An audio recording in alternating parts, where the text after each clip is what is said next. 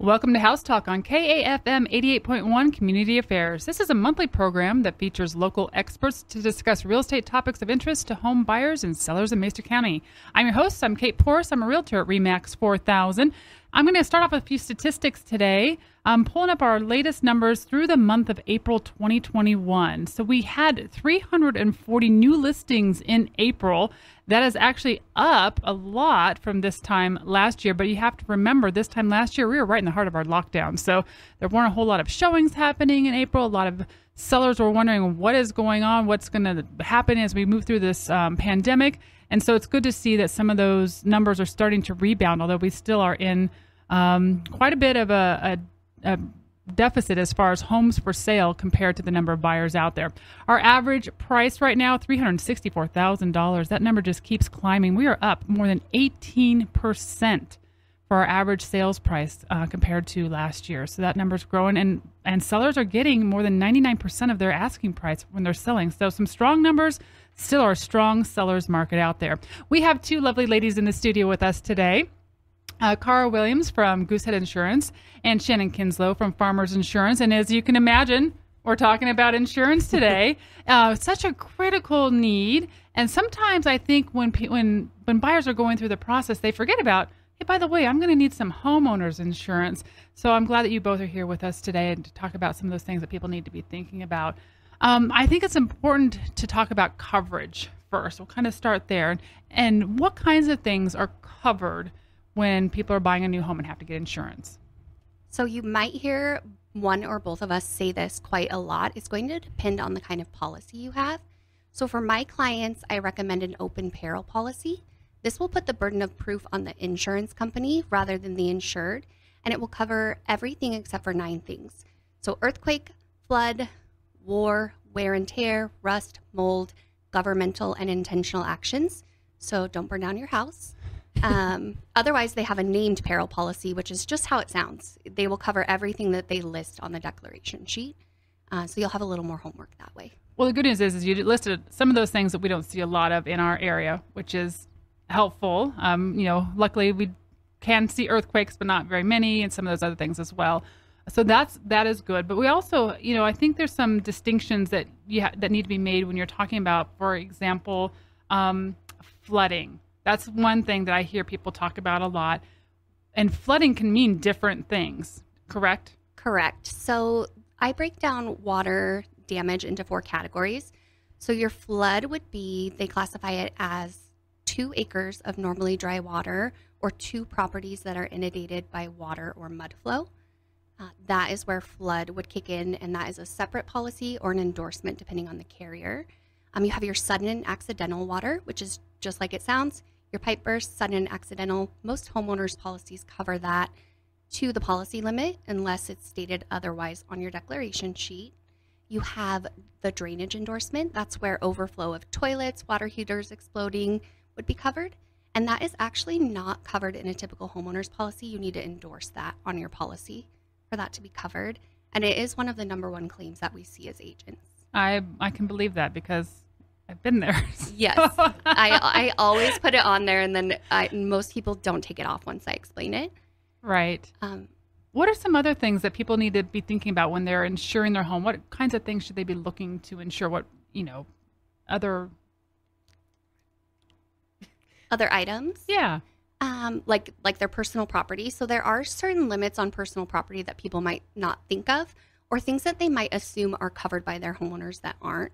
So there are limits on things like jewelry, guns, money, business personal property, ATVs, motorized vehicles, things of those nature. So it's just important to have a really in-depth conversation with your agent to see if those need to be endorsed or possibly insured separately. You're listening to House Talk on KAFM Grand Junction, and in the studio today we have Cara Williams from Goosehead Insurance and Shannon Kinslow from Farmers Insurance. So there are, a lot of other things that can come with a home. I know backyard sheds, for example, garages, my television. Are those things that are typically covered in a normal policy? Kate, well, I just want to say thanks for having us today. Yeah, typically they are. If you have a shed out back that is in decent condition, like us at Farmers, we'll insure that for 10% of your dwelling cost, or worth, basically. And then, of course, your TV. Like, if something happens, if you turn your house upside down and anything that falls out, we typically call that personal property. And so that is endorsed on the policy, typically 75% of the dwelling costs. So we do have those kind of things in there. So do I need to be inventorying what I have in my home? Is that a good idea? Personally, yeah. I mean, I believe you do. And then also, like, if we have to cover something, then we can say, hey, your TV was worth more than, what we thought it was. Or if you have a receipt or something to that effect, then it's definitely, we can prove it at that point what it's worth. So definitely inventory is good. How often do you think people need to be going through their house to take inventory? Is there a recommendation on that?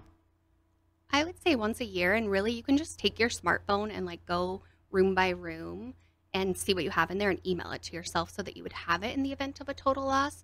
Otherwise, adjusters are pretty patient and good about going room to room, but it does help if you just have the proof. Or also if you buy something new, definitely, take care of that. Yeah, just have that little file, I guess, where you can just tuck receipts in like you had mentioned. Yep. And have that handy. It makes sense. What about different types of homes? We see, your regular single-family detached home. We have a lot of condos in our area, townhomes. Are there differences in the policies or what needs to happen for those different types of properties? Yeah, so with a condo policy, there will usually be a master HOA policy. So what we would cover as your insurance company would typically be, walls in your personal property and your belongings, and the HOA would cover the outside. One thing that is very important that I see get glazed over would be the loss assessment. So you have that HOA policy, they have a hailstorm, the roof needs replaced. They can actually assess you. So I've had clients get letters that they owe their HOA $10,000, and a typical policy does $1,000 for the loss assessment. So that's a big piece of that, is just making sure that loss assessment piece is covered properly so you don't owe your HOA $9,000. So you need to make sure your agent knows what your HOA policy is and then coordinate that way. Is that what I'm hearing you say? Yes, I think most agents would ask you if you have a master policy, and then if there's a link to that declarations, look through it to make sure they're insuring it properly. That makes sense. What about if I'm renting out a property? Is there a difference that way? Absolutely. As a renter, you would need to have a policy to cover your personal property and liability for yourself.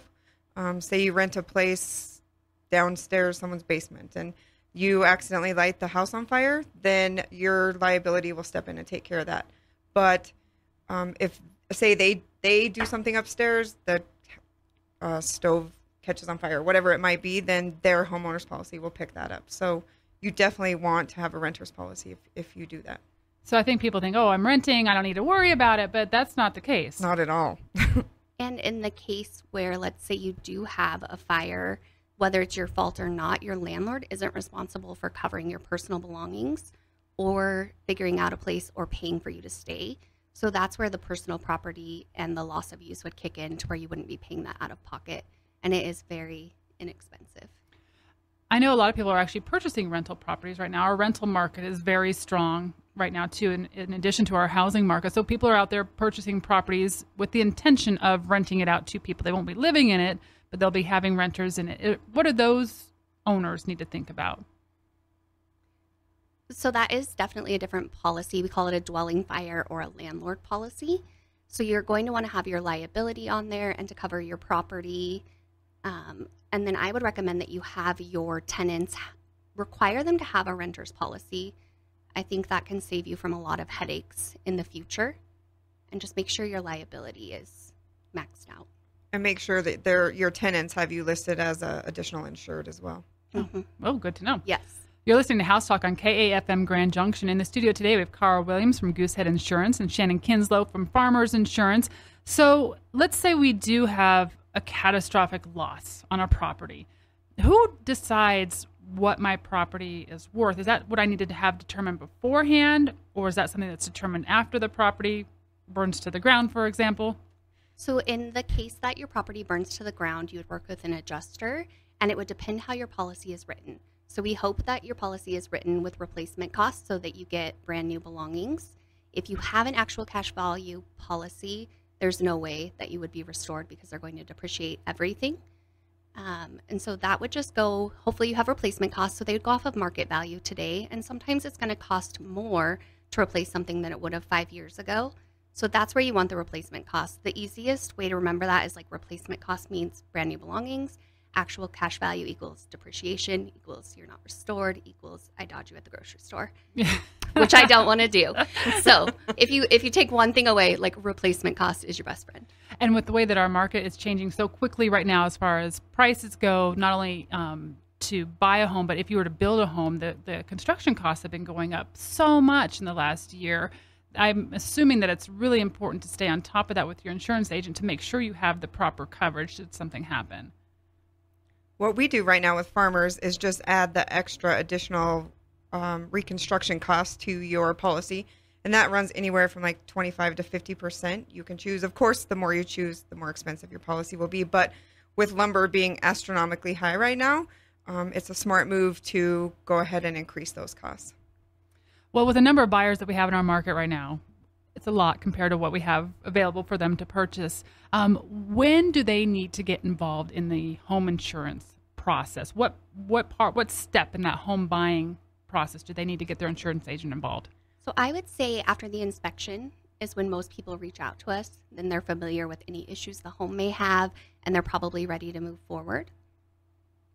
And at that point, do they just need to say, hey, I'm buying this house? Well, I mean, that would be nice if it were that easy. No, at that point, like it depends. Like I have, 30 carriers, so I have a lot more questions. So you would just go through some questions, figure out what's important to them, see what they may need, get a proposal together. Once they give you the go-ahead, you would just let the lender know, send everything over. And then what you need to sign would be dependent probably on the carrier. So we personally just send a DocuSign package for each application 24 to 48 hours after, and you're done. Unless your closing date changes, then you need to let us know.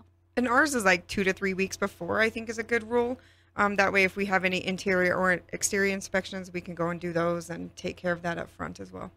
I know I recommend my buyers get their insurance agent involved fairly early on in the process, just because I want the agent to know this is the home they're buying. If you know of any reason why you can't insure it for some reason, we want to know that as soon as possible so that we're not having any issues prior to closing.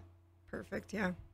Ladies, thank you so much. I think the bottom line here is there's so much to know that you really need to ask those questions of your insurance agent. Make sure you're providing them with all the information that you have about your home, whether you're purchasing it or if you've been living in it for the last 30 years. And just keep in touch and make sure that you're getting good information. Absolutely. Yes, I agree with that. Well, if our listeners have any more questions, how could they get a hold of you? Cara Williams here. You can reach me at 970-462-9271, and that phone number can be called or texted. Shannon's with Farmers. My number is 970-778-0903. Sorry. You're welcome to call and text either way. Well, thank you so much. I appreciate all the information. This segment airs on the second Wednesday of each month. You can also listen to podcasts on demand at KAFMradio.org. And make sure to join us next month for another edition of House Talk. If you have any questions for me, I'm happy to answer them. You can reach me at kateporras.com. Have a great day.